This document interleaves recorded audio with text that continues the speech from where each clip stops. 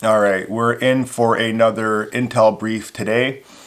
Due to great feedback on the last video, for those that did watch it, if you haven't watched it, I'll leave a link up here for you. And I'd like to, just before I get into this, I'd like to touch on why I decided to do some Intel briefs on our channel and put it under the prepping title.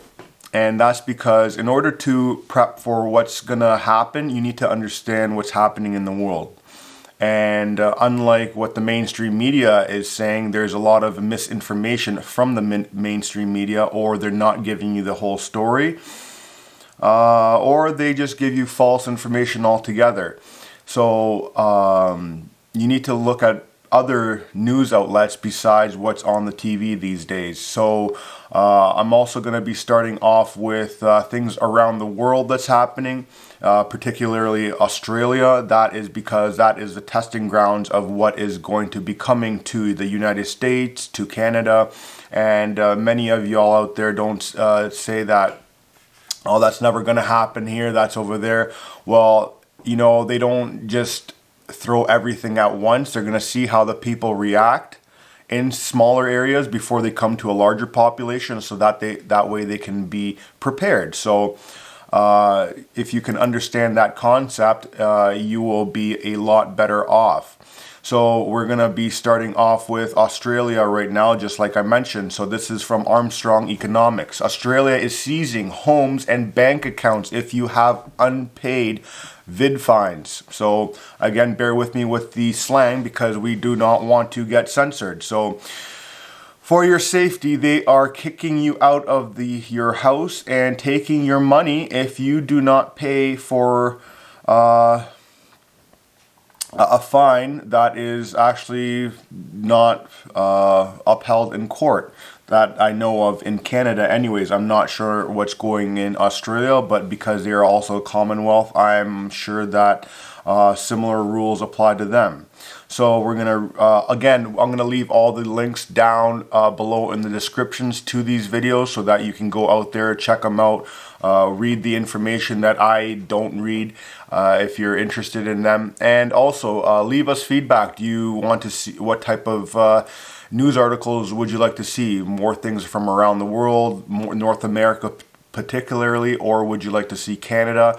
And the reason I like to focus in on Canada, like some of y'all know, is that we are in Canada. So I'd like to wake up our fellow Canadians to the tyranny that is going on here. So let's get back into this. This is the face of absolute tyranny. Unfortunately, he is supported by the police. So like the Roman emperor who has unsurpassed power, he can only do so because the police have turned against the people, as they have done in Venezuela. So this is one thing we have to address, is that the elites here or the government cannot be using the police against the people. We the people control the police, and we the people also control the government. So we need to understand that we have lost control. We do not work for the government works for us. So keep that in mind when they are forcing things on you. So they are now seizing people's homes who have any unpaid fines. The government will throw them into the streets and auction off their homes because of your safety. For a 99% survival rate, they are gonna put you out on the street. They are also raiding people's bank accounts, so you can see why they want digital currencies. So you can see that they are talking about digital passports, digital driver's license, which is we're going to touch on in a second, that is coming out of Utah, and things associated with these digital identification, well, their government identification first off, and also your driver's license is not you, that is a legal fiction. So when you guys understand that, and this also pertains to people in the United States, so understand the legal fiction and the human being.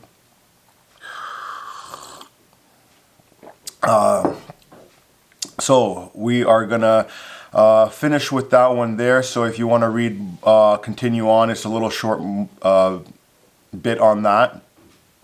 Now we're going to move over to Utah. The new digital driver's license will include your jab pass status. So in order to drive, I guess you need to have a jab.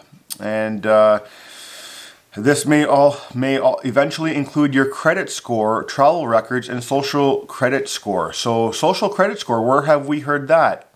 Oh, that is from communist China, right? So here we have a little glimpse from Utah, and below are some of the items that will be tracked or can be added at a later time. And how many times have we said, oh, we're not doing this at this point in time, and then a month or 2 or 6 months pass by and then they change things around. It seems like the ongoing trend for the past year and a half.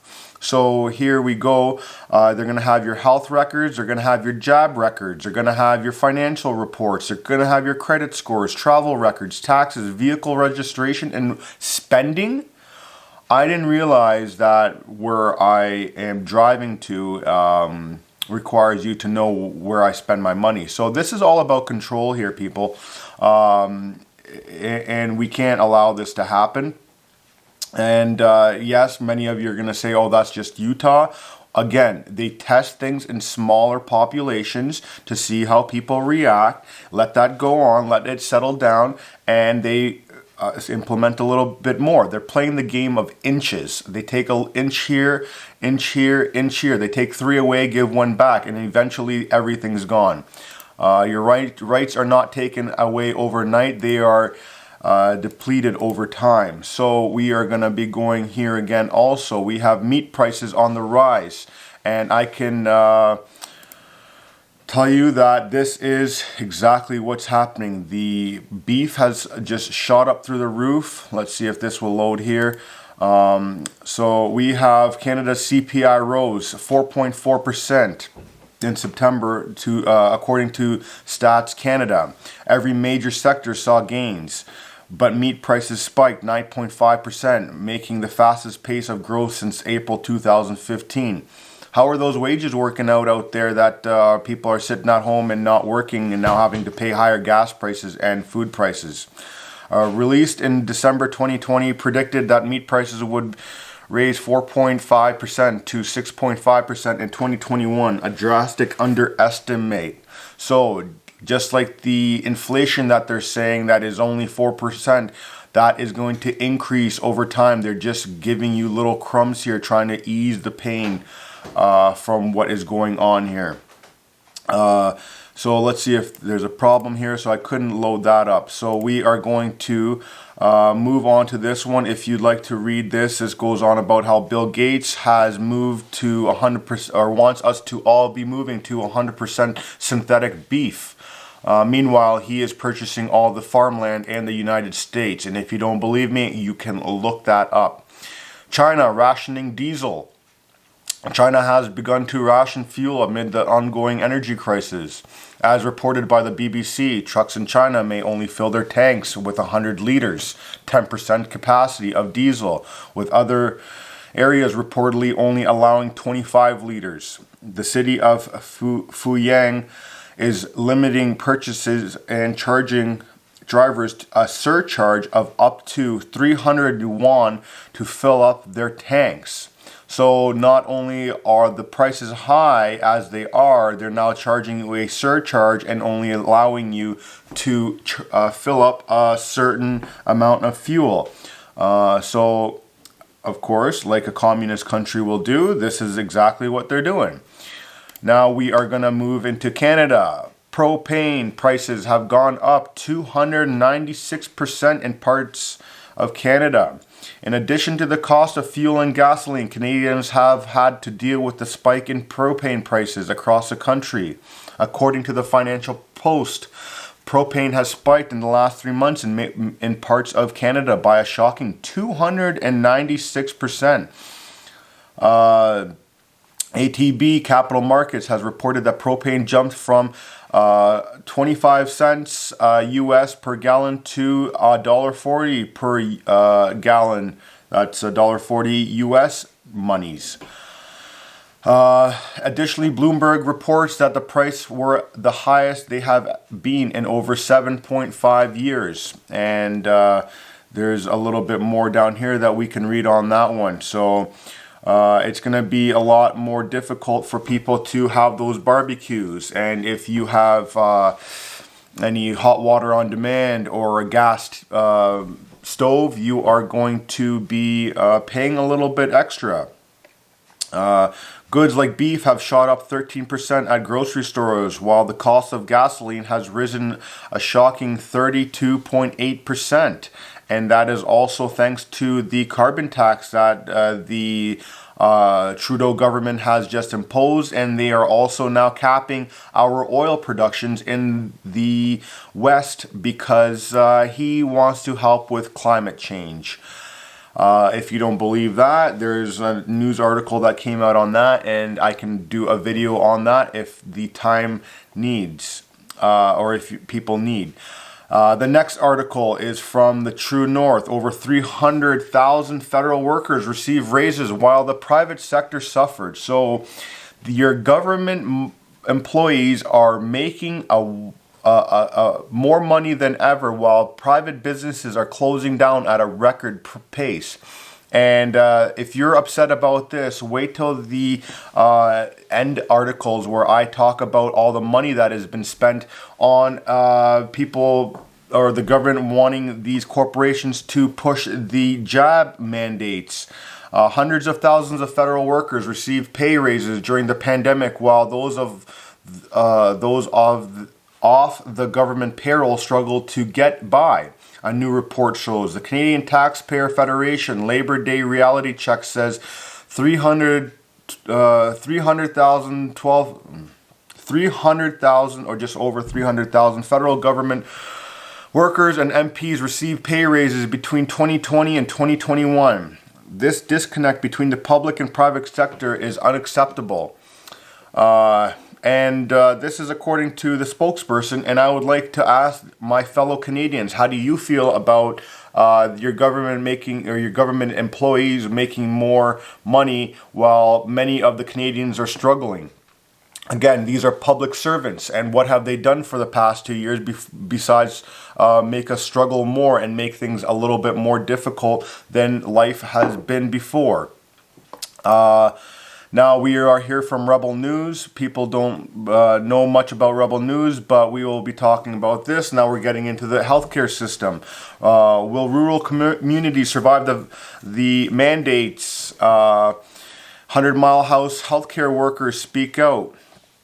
So they have desperate British... Now, keep in mind here with what I'm going to be talking about is this is going to be pertained mostly to BC, these next couple articles here, because there's it's funny what they're doing here, and there's a two-tier system here going on. There's going to be rules for the average Joe, and these political elites are going to have a different set of rules.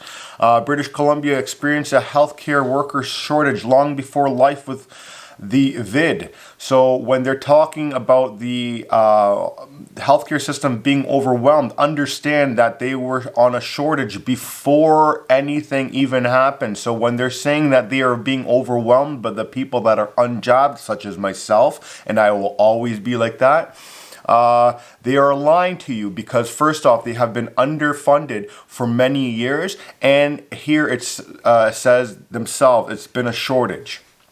So thousands of frontline healthcare workers in the province went from yesterday's heroes to yesterday's trash on October 26th.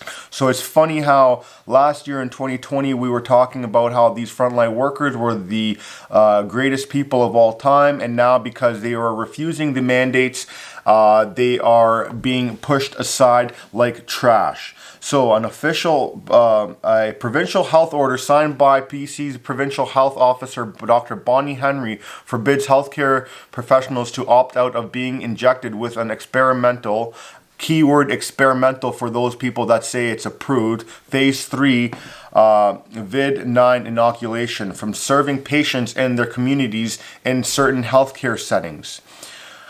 With many of these frontline workers having more hands-on experience with the VID patients than Dr. Henry, it begs to question why why ever after unethical corrosive pressures excuse my English this morning, pressure to take these particular jobs are so many willing to be terminated or laid off without pay from a career they have worked so hard at achieving. So this is one thing that I need to address here, is the mainstream media is trying to divide us unjabbed from the jabbed. And I said it before, I don't care if you want to go get this experiment. However, it should not be forced upon the other ones. And if you are afraid, then stay home and let the rest of us live our lives.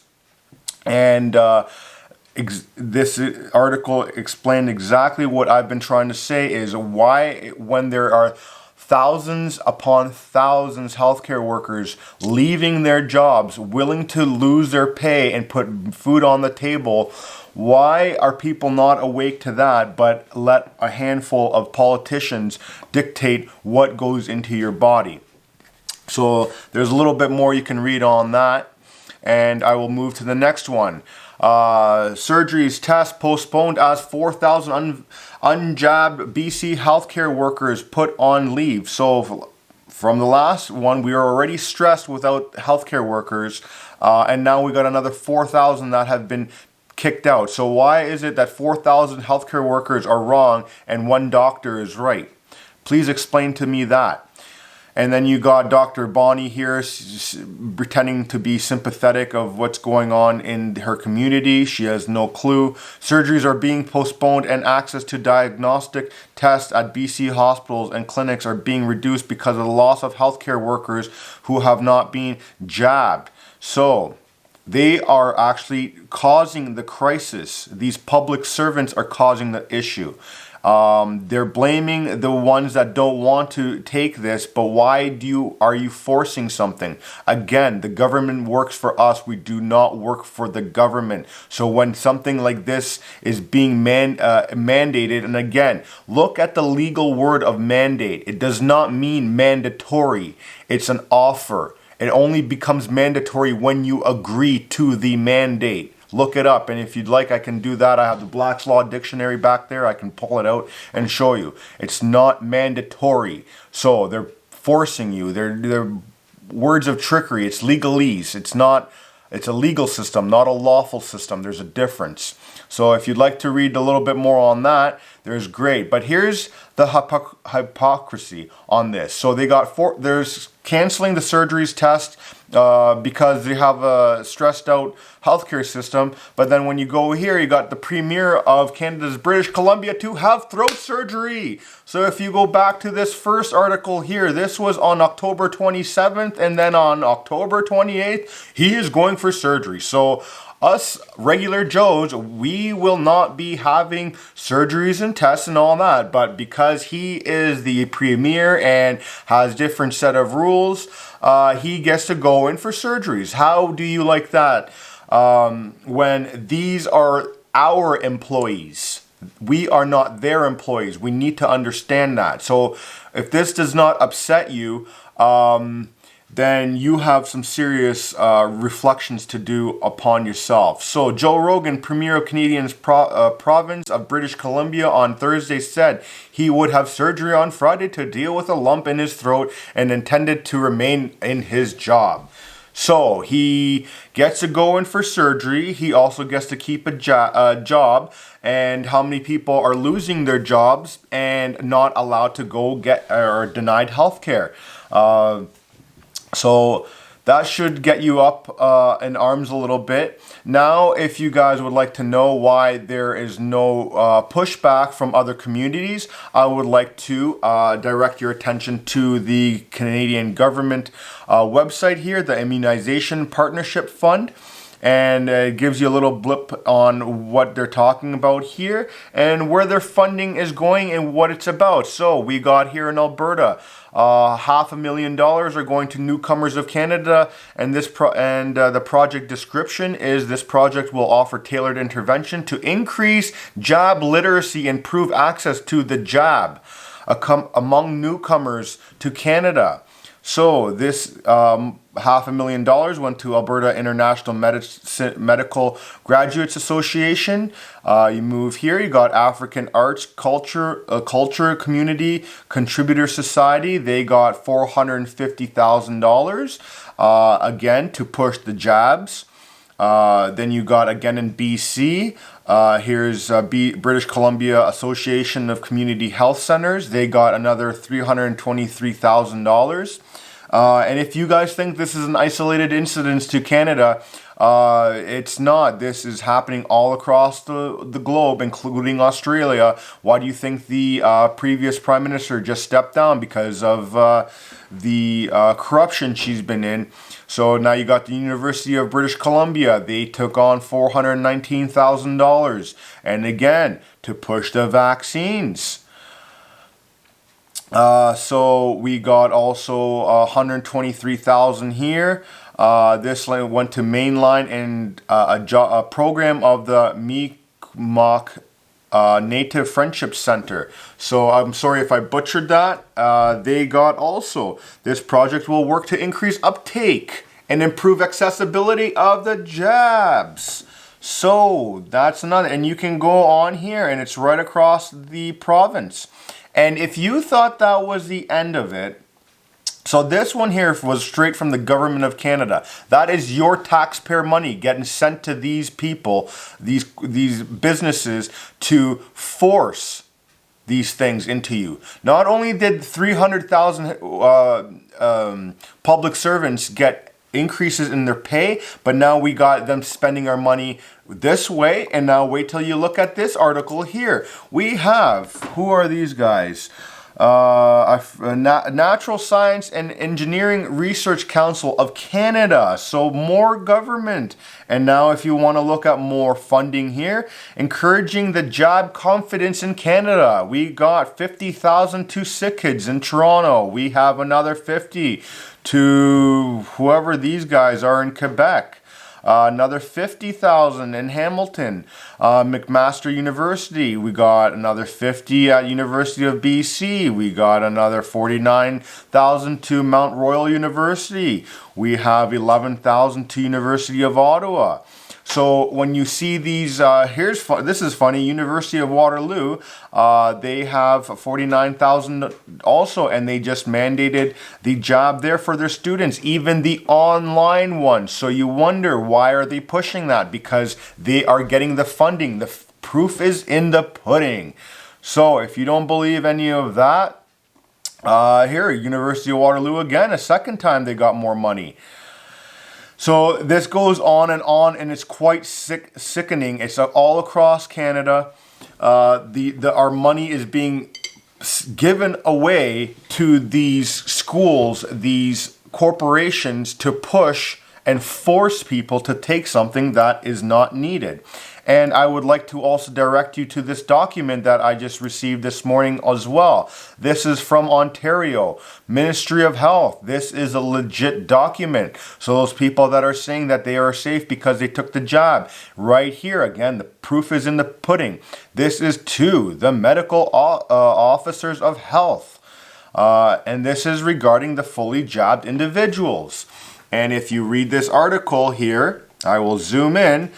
As more of Ontario's population becomes fully jabbed, and as we enter the fourth wave of this pandemic, our contact management practices have shifted. Again, they're always moving the goalposts. So, and people don't realize that. You know, they say we're gonna get to this percentage and everything will go back to normal, but then they change it again.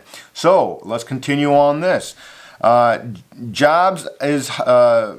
The inoculation is highly effective for preventing the infection and serious outcomes when infections occur, including against this new variant. However,